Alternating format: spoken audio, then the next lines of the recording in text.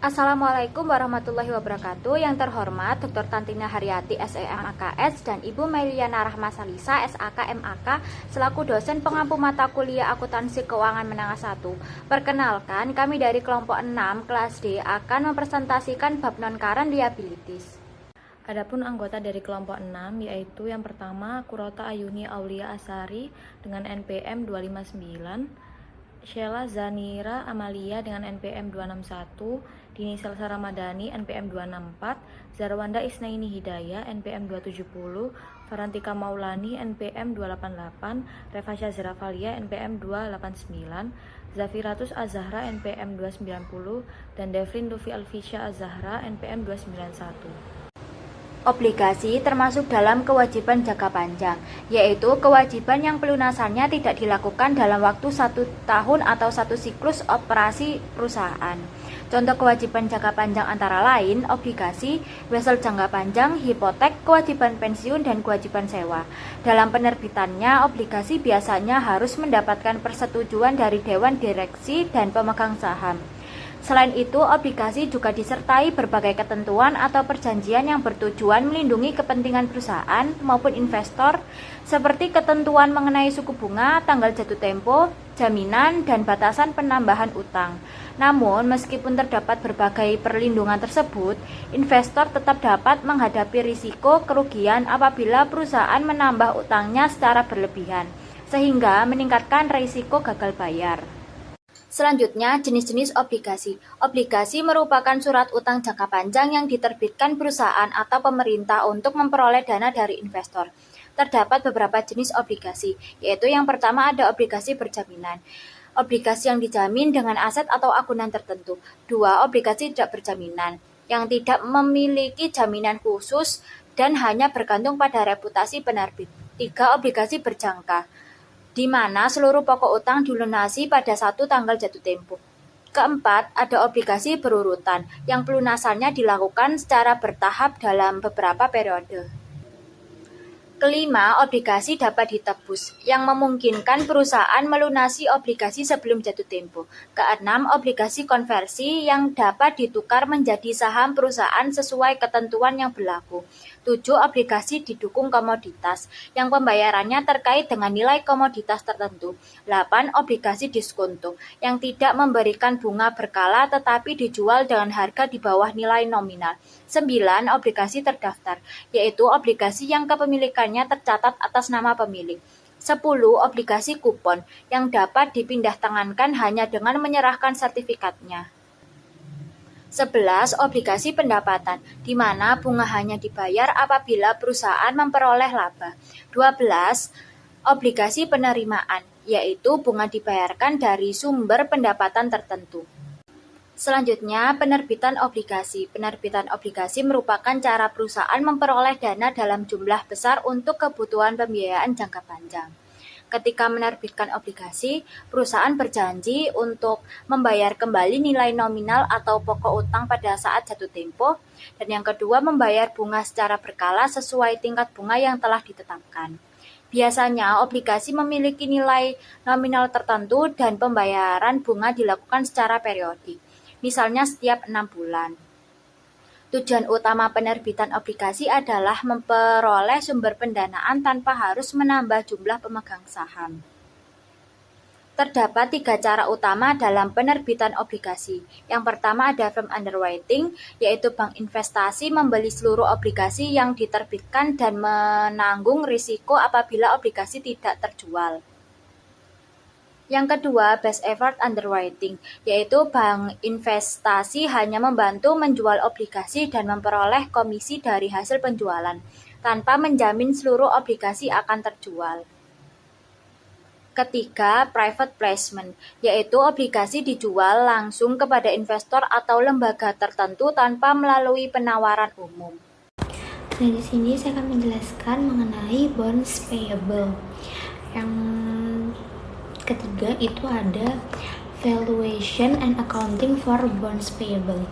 Nah, jadi obligasi itu merupakan surat utang jangka panjang yang diterbitkan perusahaan untuk memperoleh dana. Penerbit itu wajib membayar bunga secara berkala, nilai pokok atau nominal pada saat jatuh tempo. penentuan harga obligasi atau harga jual obligasi itu ditentukan oleh 4. Yang pertama itu ada tingkat kondisi penerbit, kedua kondisi pasar, ketiga permintaan dan penawaran, dan yang keempat ada tingkat suku bunga pasar.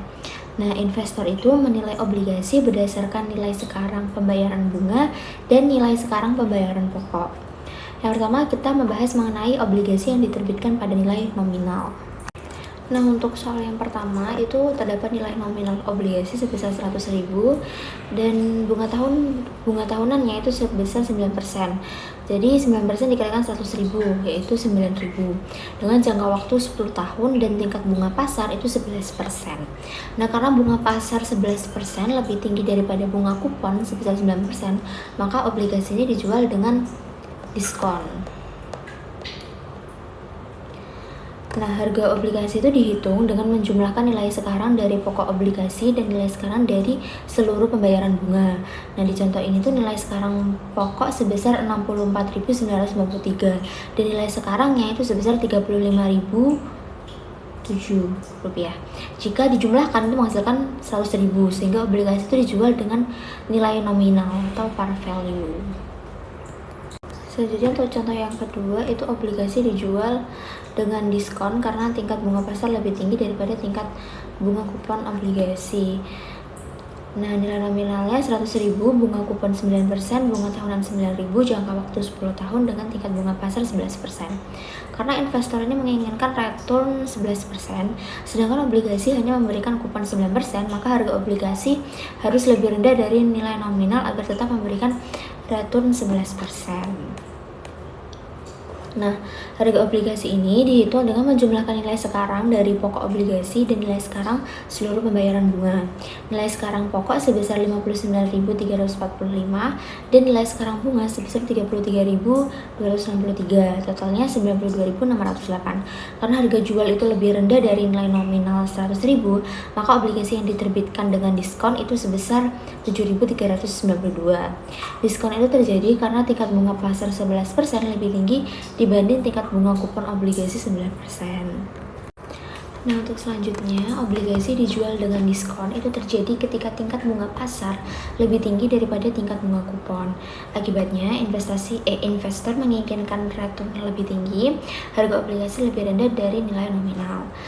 Obligasi dijual dengan premi itu terjadi ketika bunga pasar itu lebih kecil dari tingkat bunga kupon. Nah, akibatnya investor itu bersedia membayar lebih mahal, harga obligasi lebih tinggi dari nilai nominal. Lalu hubungan suku bunga dengan harga obligasi. Nah, ini hubungannya itu berbanding terbalik ya. Jadi apabila suku bunga pasarnya itu naik, maka harga obligasinya itu turun. Apabila suku bunga pasarnya turun, harga obligasinya akan naik. Nah, saat suku bunga naik, investor lebih tertarik pada instrumen baru dengan bunga lebih tinggi.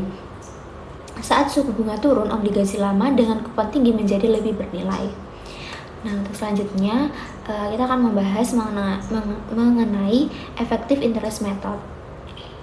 Nah, jadi metode bunga efektif adalah metode amortisasi diskon atau premi obligasi berdasarkan tingkat bunga pasar saat obligasi diterbitkan. Nah, tujuannya yang pertama itu beban bunga yang mencerminkan biaya pinjaman sebenarnya. Yang kedua, tingkat bunga konstan sepanjang umur obligasi. Metode ini merupakan metode yang diwajibkan dalam standar akuntansi. Untuk langkah-langkahnya, yang pertama kita harus menghitung beban bunganya, yaitu nilai tercatat dikalikan tingkat bunga efektif. Lalu kita menghitung amortisasinya. Untuk diskon, amortisasi diskon itu beban bunga dikurangi bunga kas. Untuk premi, amortisasi premi bunga kas dikurangi beban bunga. Nah, lalu selanjutnya memperbarui nilai yang tercatat di obligasi. Nah, terdapat 3 karakteristik dari amortisasi diskon obligasi. Yang pertama, beban bunganya itu lebih tinggi daripada bunga kas. Yang kedua, diskon bertambah di amortisasi setiap periode. Nilai tercatat obligasi meningkat secara bertahap menuju nilai nominal. Nah, untuk mencari bunga kas itu nilai nominal dikalikan tingkat kupon, beban bunga itu nilai tercatat dikalikan tingkat efektif, dan amortisasi diskon itu dari beban bunga dikurangi bunga kas. amortisasi premi obligasi ini memiliki 3 karakteristik juga. Yang pertama, beban bunganya itu kurang dari bunga kas, premi diamortisasi setiap periode, dan nilai tercatat obligasi menurun menuju nilai nominal saat jatuh tempo. Nah, untuk amortisasi premi itu bunga kas dikurangi beban bunga. Nah, yang terakhir, penerbitan obligasi di antara tanggal pembayaran bunga. Nah, obligasi diterbitkan setelah tanggal pembayaran bunga terakhir tetapi sebelum tanggal pembayaran berikutnya. Nah, investor itu membayar harga obligasi dan bunga yang telah terakumulasi.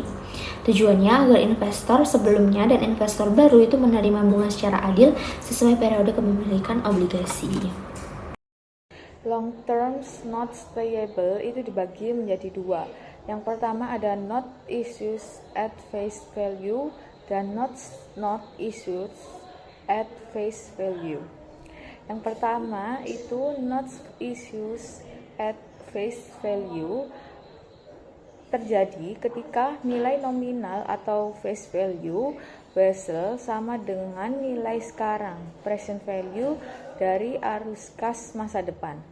Kondisi ini biasanya terjadi karena tingkat bunga yang tercantum dalam vessel sama dengan tingkat bunga pasar atau tingkat bunga efektif. Karena tidak ada perbedaan antara nilai nominal dan nilai sekarang, perusahaan tidak dapat mencatat diskonto maupun premi atas vessel tersebut. Saat vessel diterbitkan, perusahaan hanya mencatat kas yang diterima dan kewajiban vessel sebesar nilai nominalnya. Selanjutnya, beban bunga diakui secara periodik sesuai dengan tingkat bunga yang tercantum dalam vessel. Yang kedua, ada notes not issues at face value yang terjadi ketika nilai sekarang vessel berbeda dengan nilai nominalnya, sehingga vessel diterbitkan dengan diskonto atau premi. Hal ini disebabkan oleh perbedaan antara tingkat bunga yang tercantum dalam vessel dan tingkat bunga pasar. Selisih tersebut kemudian diamortisasi selama umur vessel menggunakan metode bunga efektif dan diakui sebagai beban bunga. Terdapat 2 bentuk utama vessel yang tidak diterbitkan pada nilai nominal. Yang pertama ada zero interest bearing notes atau vessel tanpa bunga, yaitu vessel yang tidak mencantumkan pembayaran bunga secara berkala. Vessel ini biasanya diterbitkan dengan diskonto, sehingga selisih antara nilai nominal dan kas yang diterima merupakan beban bunga yang akan diamortisasi selama masa vessel. Yang kedua, ada interest bearing notes atau vessel berbunga, yaitu vessel yang mencantumkan tingkat bunga tertentu jika tingkat bunga pasar lebih tinggi daripada tingkat bunga yang tercantum. Vessel akan diterbitkan dengan diskonto karena investor menginginkan tingkat pengembalian yang lebih besar. Sebaliknya, jika tingkat bunga pasar lebih rendah daripada tingkat bunga yang tercantum, vessel akan diterbitkan dengan premi. Diskonto atau premi tersebut kemudian diamortisasi sepanjang umur vessel dan memengaruhi jumlah beban bunga yang diakui setiap periode. Baik, yang selanjutnya saya akan menjelaskan beberapa kondisi khusus dalam notes payable. Jadi perusahaan itu tidak selalu membeli aset atau jasa dengan membayar secara tunai. Terkadang perusahaan itu membayar dengan menerbitkan wesel bayar atau janji untuk membayar di masa depan.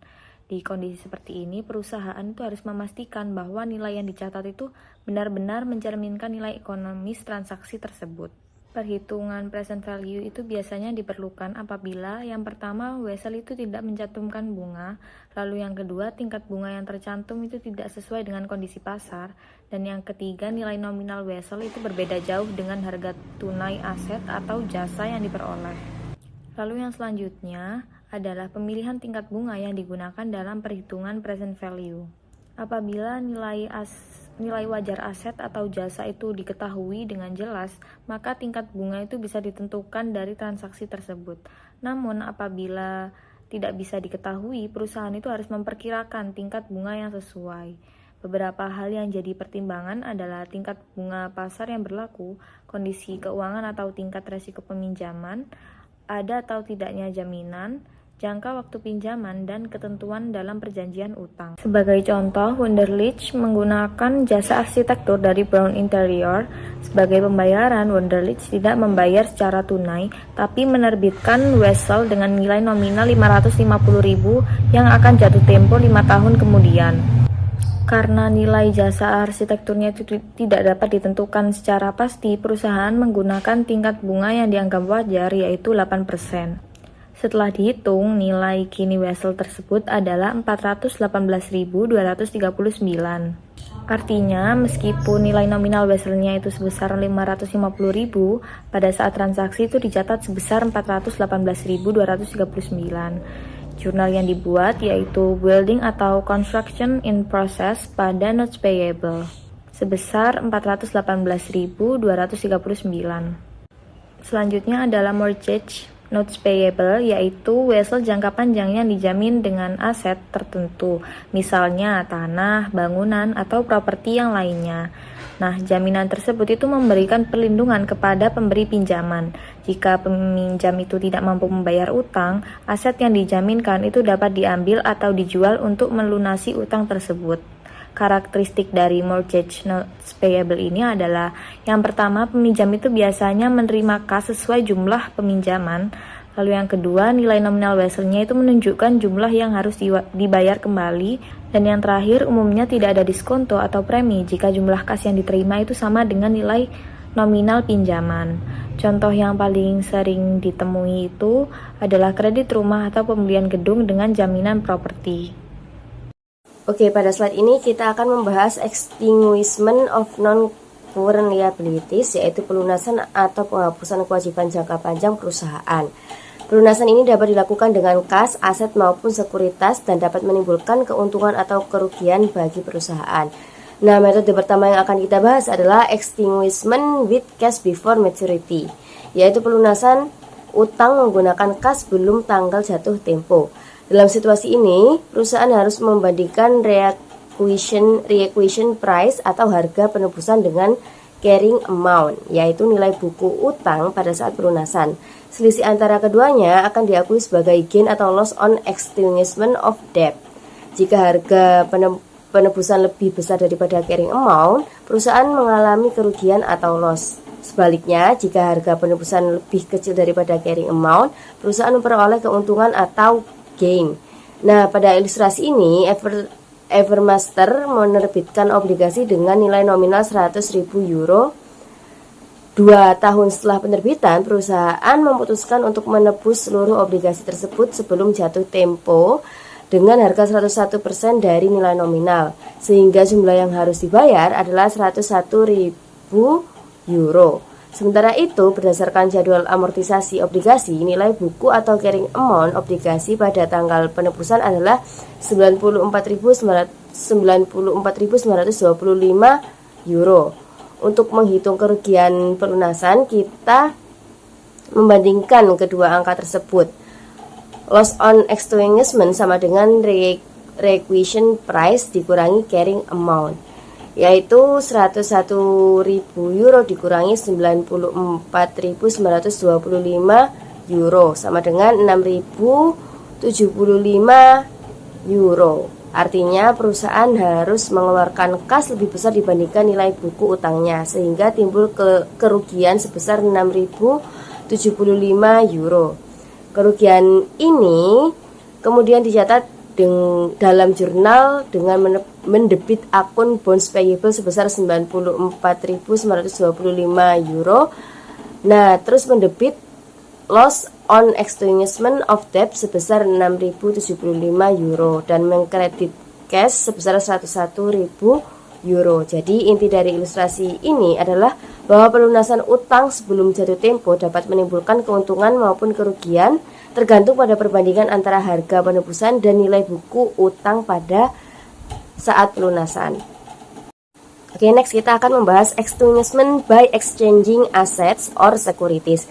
Berbeda dengan metode sebelumnya yang menggunakan kas, pada metode ini perusahaan melunasi utangnya dengan menyerahkan aset non-kas atau menerbitkan saham kepada kreditor. Dalam ilustrasi ini digunakan metode transfer of assets. Diasumsikan bahwa Hamburg Bank memberikan pinjaman sebesar 20 juta euro kepada Bond Mortgage Company. Namun karena mengalami kesulitan keuangan, Bond Mortgage tidak mampu melunasi utangnya dengan kas. Sebagai alternatif penyelesaian, perusahaan menyerahkan properti kepada Hamburg Bank sebagai pelunasan penuh atas utang tersebut.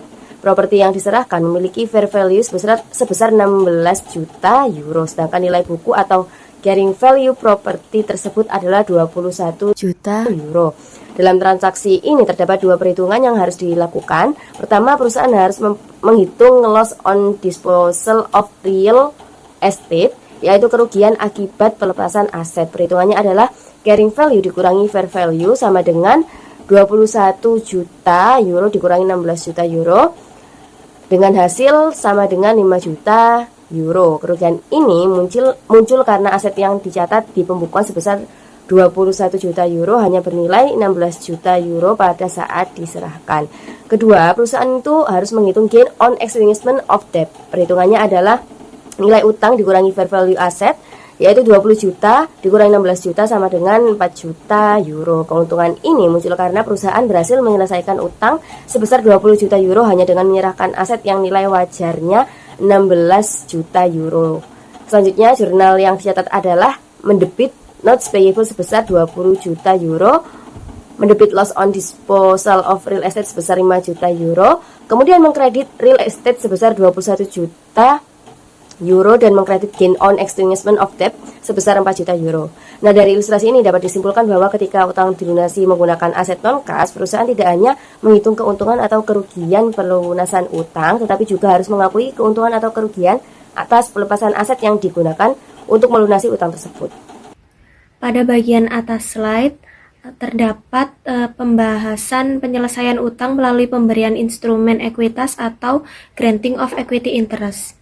Di sini, Hamburg Bank setuju menerima 320.000 saham biasa dari Bond Mortgage dengan nilai wajar 16 juta euro untuk melunasi penuh pinjaman sebesar 20 juta euro.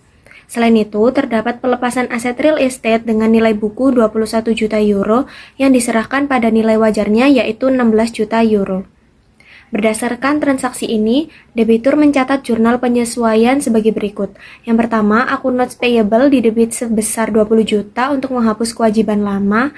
Kedua, perusahaan mencatat loss on disposal of real estate di sisi debit 5 juta euro yang dihitung dari selisih nilai buku real estate 21 juta euro dikurangi nilai wajar 16 juta euro. Di sisi kredit ada akun real estate yang dikurangkan sebesar nilai bukunya yaitu 21 juta euro. Terakhir, perusahaan mengakui keuntungan atas pelunasan utang atau gain on extinguishment of debt di sisi kredit sebesar 4 juta euro yang diperoleh dari selisih antara nilai nominal utang 20 juta euro dengan nilai wajar saham yaitu 16 juta euro. Catatan tambahan di samping menunjukkan bahwa sistem ini mencatat selisih antara nilai nominal dan nilai wajar saham sebagai premi saham. Selanjutnya pada bagian bawah slide, kita masuk ke bagian pembahasan mengenai penyelesaian utang dengan modifikasi persyaratan atau extinguishment with modification of terms. Dalam kondisi ini, kreditur dapat menawarkan satu atau kombinasi dari 3 bentuk modifikasi. Modifikasi tersebut meliputi penurunan tingkat bunga yang ditetapkan disertai perpanjangan tanggal jatuh tempo atas nilai nominal utang, pengurangan nilai nominal utang itu sendiri, atau pengurangan dan penangguhan bunga yang telah terakumulasi. Lalu, pada bagian ini, kita bisa melihat contoh untuk soal kasus extinguishment with modification of terms. Pada kasus ini, Morgan National Bank melakukan perjanjian modifikasi utang dengan Resort Development Group yang sedang mengalami kesulitan keuangan pada 31 Desember 2019. Bank menyetujui restrukturisasi piutang pinjaman sebesar 10,5 juta yen dengan 3 syarat baru, yaitu menurunkan pokok utang menjadi 9 juta yen, memperpanjang tanggal jatuh tempo selama 4 tahun hingga 31 Desember 2023, dan menurunkan tingkat bunga efektif dari 12% menjadi 8%. Sementara itu, tingkat bunga pinjaman berdasarkan pasar saat itu adalah 15%. Untuk mencatat transaksi ini, kita perlu menghitung nilai kini atau present value dari arus kas setelah restrukturisasi menggunakan tingkat bunga pasar 15%. Nilai kini untuk pokok utang sebesar 9 juta yen yang jatuh tempo 4 tahun dihitung dengan faktor diskonto 0,571 sehingga menghasilkan nilai 5.145.750 yen. Kemudian nilai kini dari pembayaran bunga tahunan 720.000 yen selama 4 tahun dihitung menggunakan faktor annuity 2,854 yang menghasilkan nilai 2.055.586 yen. Ketika kedua nilai kini tersebut dijumlahkan, kita mendapat nilai wajar dari wesel baru atau fair value of note sebesar 7.201.336 yen. Berdasarkan perhitungan tersebut, jurnal yang dicatat oleh debitur adalah mendebit utang lama atau notes payable old sebesar nilai nominal awalnya yaitu 10,5 juta yen untuk menghapus dari pembukuan. Lalu di sisi kredit, perusahaan mengakui keuntungan atas pelunasan utang atau gain of extinguishment of debt sebesar 3.298.664 yen yang diperoleh dari selisih utang lama dengan nilai wajar utang baru. Dan yang terakhir, utang baru atau notes payable new dicatat di sisi kredit sebesar nilai wajar yang telah dihitung sebelumnya yaitu 7.201.336 yen. Baik, di slide kali ini saya akan menjelaskan mengenai fair value option, di mana fair value option yaitu pilihan kebijakan akuntansi yang memungkinkan perusahaan mengubah dan melaporkan kewajiban jangka panjangnya, seperti obligasi dan wesel bayar, berdasarkan nilai wajar atau fair value, bukan biaya perolehan yang diamortisasi atau amortized cost. Nah, yang bagian A ini adalah fair value measurement, di mana fair value measurement ini adalah menjelaskan bagaimana cara kerja perusahaan ketika memilih fair value option. Nah, dengan memilih fair value option, kewajiban dicatat sebesar nilai wajarnya setiap tanggal pelaporan dan selisih perubahannya diakui sebagai keuntungan atau kerugian. Pada slide ini saya mencontohkan PT Maju Jaya menerbitkan obligasi 1 miliar. Karena suku bunganya naik, nilai obligasi turun menjadi 950 juta. Sehingga perusahaan mencatat keuntungan tidak direalisasi sebesar 50 juta. Lalu yang B yaitu fair value kontroversi, di mana fair value kontroversi ini adalah kendala yang dialami perusahaan ketika menerapkan fair value option. Kontroversi tersebut muncul ketika nilai utang turun bukan karena pasar membaik, melainkan karena kondisi keuangan perusahaan memburuk. Contohnya yaitu saya memaparkan menggunakan PT yang sama yaitu PT Maju Jaya, kondisinya memburuk, harga obligasinya turun dari 1 miliar menjadi 900 juta dan perusahaan justru mencatat 100 juta. Padahal kondisinya semakin buruk. Untuk mencegah distorsi ini, IASB mewajibkan perubahan nilai akibat resiko kredit perusahaan sendiri dilaporkan melalui order comprehensive income atau OC, bukan laporan laba rugi. Selain fair value option, di sini juga ada mengenai off balance sheet financing atau OBSV, di mana OBSV ini adalah metode pembiayaan yang memungkinkan perusahaan memperoleh dana atau memiliki kewajiban tanpa mencatatnya secara langsung dalam neraca. Dengan kata lain, utang tetap ada secara ekonomis namun tidak terlihat di laporan keuangan utama perusahaan. Nah, bentuk umum dari OBSV ini sendiri yaitu OBSV umumnya dilakukan melalui dua cara. Yang pertama melalui non-consolidated subsidiary, yaitu anak perusahaan yang tidak dikonsolidasikan sehingga aset dan utangnya tidak muncul dalam laporan keuangan induk. Kedua, melalui Special Purpose Entity atau SPA, yaitu entitas khusus yang dibentuk perusahaan untuk menjalankan proyek tertentu sekaligus menempatkan utang pada entitas tersebut. Sebagai contohnya, saya paparkan PT Sejahtera ingin membangun pabrik senilai 100 miliar. Daripada meminjam langsung, PT Sejahtera membentuk SPA yang bertugas meminjam dana dan membangun pabrik tersebut. Akibatnya utang 100 miliar rupiah tercatat pada SPA, bukan pada neraca PT Sejahtera tersebut. Rasio utang perusahaan pun terlihat lebih baik dari kondisi sesungguhnya. Selanjutnya yaitu tujuan dari OBSV itu sendiri, di mana perusahaan menggunakan OBSV ini dengan 3 tujuan utama. Yang pertama yaitu untuk mengurangi jumlah utang yang tampak di neraca, yang kedua memperbaiki rasio keuangan agar terlihat lebih sehat, dan yang terakhir mempermudah proses memperoleh pinjaman baru dari kreditur. Selain tujuan, juga ada resiko dan kritiknya. Meskipun cara teknis diperbolehkan, praktik OBSV mendapat banyak kritik karena berpotensi mengurangi transparansi laporan keuangan perusahaan, menyesatkan investor yang mengandalkan laporan keuangan sebagai dasar pengambilan keputusan, serta menyembunyikan resiko keuangan perusahaan yang sesungguhnya. Sehingga OBSV ini rentan melanggar kode etik akuntansi. Selanjutnya, saya akan menjelaskan mengenai penyajian kewajiban jangka panjang. Yang pertama, pengelompokan utang. Jika perusahaan memiliki banyak instrumen utang jangka panjang, nilainya dapat digabung menjadi satu jumlah total di neraca. Dengan rincian lengkap dijabarkan pada catatan atas laporan keuangan atau CALK.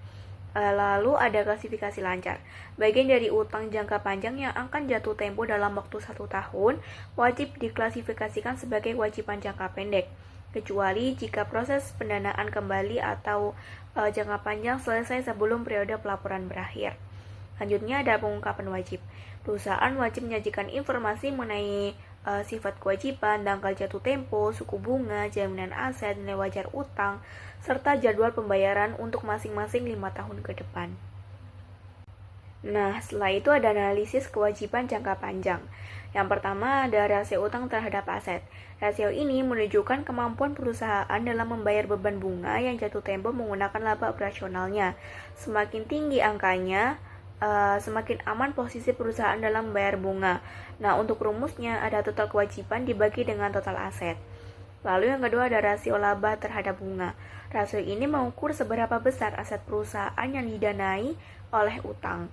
Semakin tinggi persentasenya, semakin besar resiko perusahaan gagal memenuhi kewajibannya.